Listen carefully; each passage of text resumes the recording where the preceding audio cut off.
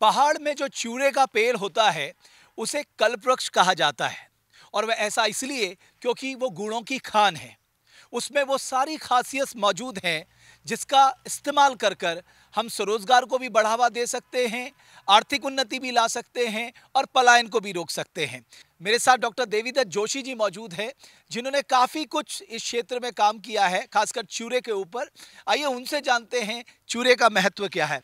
मैं आपसे जानना चाहता हूं कि अगर चूरे का इस्तेमाल हम करें, क्योंकि पलायन रोकने के लिए, स्वरोजगार बढ़ाने के लिए, आर्थिक उन्नति के लिए, क्या ये वरदान नहीं है पहाड़ के लिए?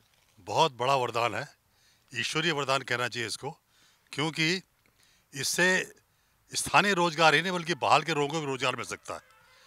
यह ऐसा कल्प वृक्ष है जिसका फूल, जिसमें शहद का भंडार है, उसका फल जो बहुत ही स्वादिष्ट होता है और उसकी जैम जेली बनाई जा सकती है, उसकी गुठली में वनस्पति घी का भंडार है।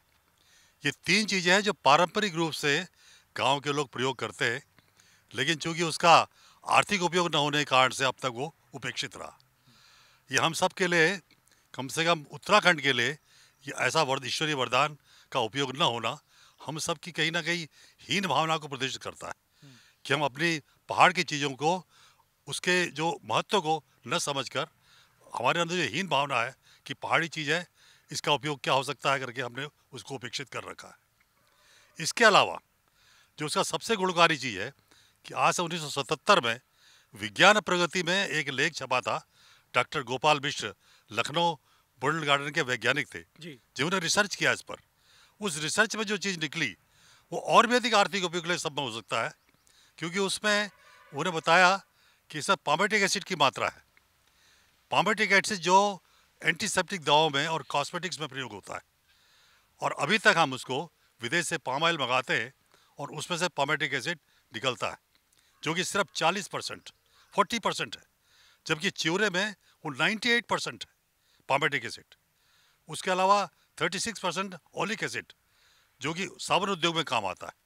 इसके अलावा भी कई छोटे छोटे रासायनिक हैं उसमें जो 1 या 2% तक है। ये इतना उपयोगी और आप मानते हैं कि साहब इसका समुचित उपयोग करना चाहिए हमारे पास? एक मैं जानना चाह रहा था कि ये पिथौरागढ़ और जैसा कि आपने बताया काली नदी के आसपास ही मिलता है, ऐसा क्यों? ये एक ईश्वरीय वरदान है। शारदा नदी जो टनकपुर पहुंचती है, आगे पहाड़ में काली नदी के नाम से जानी जाती है। काली नदी की दोनों प्रकार, जो नेपाल की सीमा है और हमारी भारत की सीमा, दोनों में ही ये वृक्ष पाया जाता है। इसके अतिरिक्त इसको लगाने का प्रयास किया गया बागेश्वर या सोमेश्वरी घाटियों में, अन्य घाटियों में, लेकिन वहाँ उसका प्रयोग नहीं हो पाया। क्यों विकसित नहीं हुआ, ये वैज्ञानिकों का विषय हो सकता है।